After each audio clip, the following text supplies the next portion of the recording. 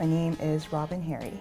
My diagnosis was non-Hodgkin's lymphoma. The longer version of it is primary mediastinal large B-cell lymphoma.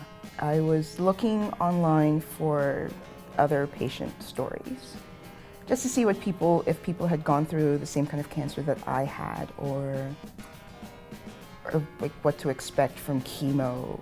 And I found YAC completely by accident. And I had wanted to attend the conference that was coming up, but it was like right at the end of my last chemo, and that just wasn't gonna work. The next year, I decided I was gonna go to a retreat no matter what happened.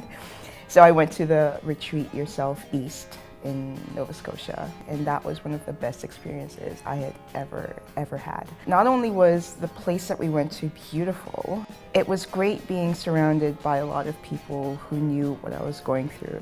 Other people were saying things that I had thought of in my head that I never thought anybody else would be thinking.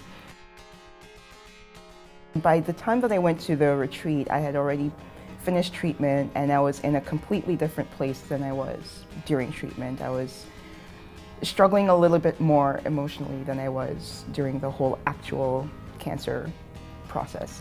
So it was perfect timing for me, it representing a real turning point in how I viewed a lot of things. It took me a couple days to finally get to that point where I figured who I got along with the most, who I was comfortable with, how honest I was going to be with what I was going through and things like that. The last day was a talent show. It was just a free-for-all. Everybody was just doing silly things and great things, and it was fantastic. By that day, I felt completely comfortable with everybody that was there. I felt at home by that time, and that's when it was time to go.